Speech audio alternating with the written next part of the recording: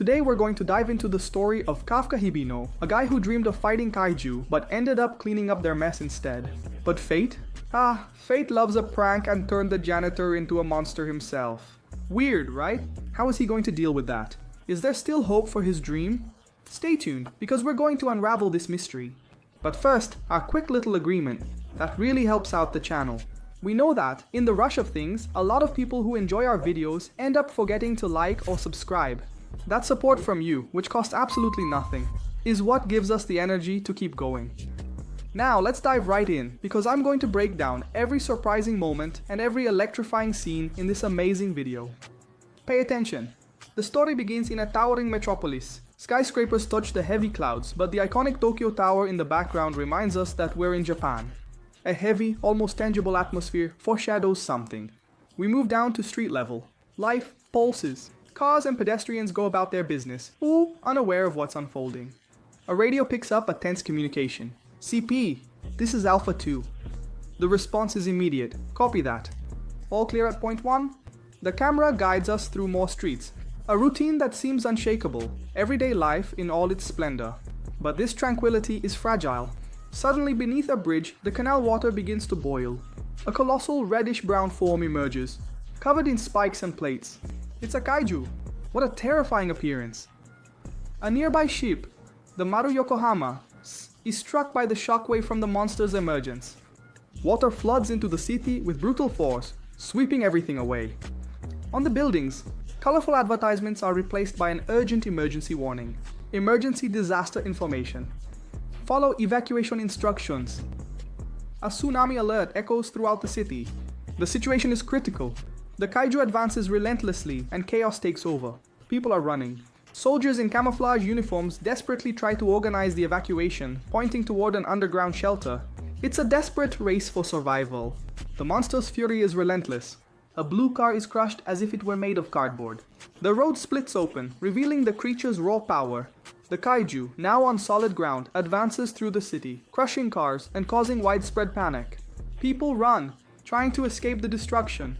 An aerial view shows the magnitude of the damage. The kaiju, like a living earthquake, leaves a trail of destruction. Meanwhile, in an apparently peaceful restaurant, the news on TV shocks the customers. Brutal reality invades even the most trivial moments. A young woman, in a panoramic elevator, watches the horror outside, her eyes wide with fear. The reflection in the window shows the city in collapse. What a desolate scene. Another building collapses, swallowed by smoke and debris. Panic is widespread. The city is on high alert. Traffic lights flash red, signaling danger. The city comes to a halt, stuck in chaotic gridlock. But then hope appears. An imposing armored vehicle from the defense force moves through the streets. Inside the vehicle, a female officer wearing a futuristic helmet receives the coordinates. The voice on the radio is clear and urgent. The target is moving from Yatobashi to Yamashita. Wakazapota das Idio. Estimated length 60 meters. Force 3.5. Exchange. The hunt has begun. Defense Force helicopters, agile and imposing, cut through the sky, flying low between the buildings. The camera follows the formation, showing their readiness for combat. And then he appears. The gigantic and menacing kaiju emerges among the skyscrapers, its yellow eyes glowing in the gloom. What a horrifying creature. The helicopters take position, ready to attack. The tension is palpable, thus whole. Order is given without hesitation. Units open fire, repeating open fire. The pilot, focused and determined, prepares to attack. The camera focuses on the kaiju, its back covered in strange protrusions, which becomes the main target. Understood, drawing the target to the AO. Fire. Missiles are launched, leaving a trail of smoke. Direct hit. Violent explosions strike the kaiju, which roars in pain and fury. Bright blue crystals emerge from the monster's back as it is battered by the explosions. The roar echoes through the city, a sound of pure agony and power. In the command room, the news comes in through the TV. The kaiju has been hit. A man in a suit watches closely. It looks like we managed to get its attention. The first phase of the operation seems to have been a success. At an outdoor cafe, young people talk about what happened. There is great anticipation for the arrival of the heroes. A Defense Force helicopter flies over the city. The emblem of the Japan Anti-Kaiju Defense Force is visible on its side. hope soars through the skies. The aircraft door opens and an elite fighter, dressed in a black and white suit with a helmet concealing her face, descends carrying an imposing weapon. She is ready for action. The camera follows the soldier in a spectacular freefall, the wind whipping through her hair. She lands precisely on top of a building. What a triumphant entrance. And there she is, crouched, facing the kaiju as it advances among the destroyed buildings. The monster is colossal. The kaiju, with its thick, spiky skin, moves with brute force, crushing everything in its path. The destruction is immense. It roars again, its yellow eyes fixed on the small human figure. Smoke and debris fill the air. Other members of the 3rd Division team spring into action, leaping nimbly across rooftops and building facades like swift shadows, dodging the monster's attacks. A true display of skill and courage. The soldier, now at street level, fires her futuristic weapon, but the kaiju is quick and strikes with its disgusting forked tongue. What a danger! She is struck and thrown against a building but quickly recovers. Adrenaline pumping. Even wounded, she doesn't give up. With fierce determination, she gets up, grabs an even bigger weapon, a kind of portable cannon, and aims at the kaiju's chest. Boom! A precise and devastating shot. The impact is brutal. The monster staggers, hits squarely. Chunks of its flesh fly through the air. A grotesque rain of blood and viscera covers the already destroyed city. What indescribable filth! The kaiju collapses heavily, defeated. Its gigantic body disintegrates in a final explosion of blood and internal organs that cover everything around. The carnage is total. The kaiju's eye, still intact and enormous, reflects the now clearer sky. The soldier, covered in blood and debris, observes the scene of victory. Her expression is impassive, almost cold. What a woman of steel! And so ends another bloody battle. The soldier faces the rainy sky, the weight of victory and destruction on her shoulders. The scene changes drastically. A yellow truck with warning stripes gets ready for the dirty work. They are the sweepers, the kaiju remains cleanup crew, springing into action. A man in glasses, wearing the white uniform of Monster Sweeper Inc., observes the monster's gigantic carcass through binoculars while eating a hamburger. Wow, guts everywhere, huh? Strainley comments with an impressive sense of nonchalance. He seems satisfied, despite the grotesque scene. This mess is going to bring in some nice overtime pay. Yeah, someone has to do the dirty, disgusting work. As the cleanup crew gets ready, the city's residents greet the 3rd Division. The heroes, now without their helmets, wave to the grateful crowd. Banners of thanks, applause. A true popular celebration. They are the protectors of the city, the faces of hope. The camera focuses on the smiles and waves. A moment of relief and celebration. Our protagonist, Kafka Hibino, watches everything from afar, a complex expression on his face. A mix of envy, admiration, and perhaps disappointment. Hard to say. He stands out in the crowd, clearly out of place. A reporter, rushing to capture the heroes, pushes him aside without ceremony. The contrast between the brave fighters and the anonymous cleaning workers is striking. Kafka remains there, lost in his thoughts, while the heroes parade under the applause. Glory is for the few. The 3rd Division marches down the street, cheered by the crowd. A makeshift red carpet is rolled out for the saviors of the nation, a scene of pure admiration. Meanwhile, in another part of the city, cleaning trucks work tirelessly, washing the streets covered in the disgusting remains of the kaiju. An ungrateful job, but an essential one. Workers in full protective suits, looking like astronauts in a nightmare scenario, descend by ropes onto the monster's misshapen carcass, ready for dismemberment. What a hazardous job. Kafka, now also in his protective suit, faces the vastness of the kaiju's flesh. He sighs. Our battle only begins when everyone else's is already over. No one ever thanks us, you know? He starts cutting the flesh with a chainsaw, resigned. Kaiju blood and fluids splatter onto his face, dirtying his visor. And this is his harsh and disgusting daily routine.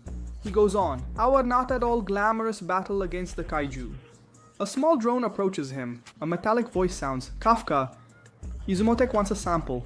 He grabs a slimy piece of the monster and hands it to the drone. A co-worker higher up on the carcass shouts, exasperated, what a chaotic day, huh? Kafka looks at the mess around him, sighing. As soon as the 3rd Division shows up, everything turns into this chaos. You can't even tell what's an organ anymore.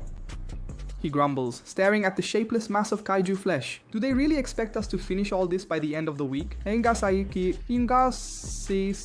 already looks exhausted just thinking about the mountain of work ahead of them. Kafka finds the rookie, Rino Ichikawa, standing amidst the destruction. "Hey, Ichikawa, what's up, huh? Are you here to get back at me for what I did at lunch?" He jokes, trying to lighten the mood. Ichikawa, serious, thanks him. "Thanks to you, I did well on my first day. Thank you so much for everything." Kafka is visibly surprised and embarrassed by the unexpected gratitude. They're going to raise the age limit to 32 years old. Ichikawa announces a sparkle in his eyes. For the Defense Force, Kafka's eyes widen. A spark of hope is ignited. But the calm doesn't last long. Suddenly, a Yoyu, a smaller, horrifying kaiju with red eyes and a grotesque appearance, emerges from behind Ichikawa. Kafka, in a heroic reflex, pushes the rookie out of the way, saving him from the imminent attack. Kafka is struck in the chest by the Yoyu's claws. He falls to the ground, gravely wounded and bleeding. Ichikawa, frightened and in shock, tries to help him. "Run! Call for help as soon as you're safe." Kafka shouts, worried about the boy. The Yoyu lunges at Kafka, who, even though he's wounded, tries to defend himself with a piece of pipe he finds on the ground. "Aim for the leg," he yells to himself, trying to focus. He manages to hit the Yoyu, but the creature is strong and throws him far with a powerful blow. Damn, it wasn't supposed to be like this. Kafka spits blood. The pain is intense. The Yoyu prepares for the final blow, looming over Kafka. On the ground, bleeding and nearly unconscious, Kafka recalls his childhood promise with Minashiro. "We're going to wipe out the kaiju together. Let's see who becomes the coolest officer in the Defense Force." A bittersweet memory of a dream that seemed lost. Seeing his colleague in mortal danger, Ichikawa acts on instinct. He grabs a traffic sign and with surprising courage attacks the Yoyu, but is easily knocked back by the monster's powerful tail. Kafka, even on the brink of death, doesn't give up. He gets up, staggering. His injuries are severe. He can't let the kid die because of him. With one last desperate effort, he draws the Yoyu's attention. "Over here!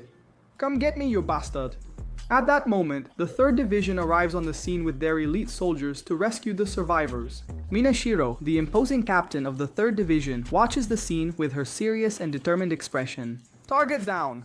And we have wounded. Let's begin the rescue." Her voice is calm, but carries the authority of a leader.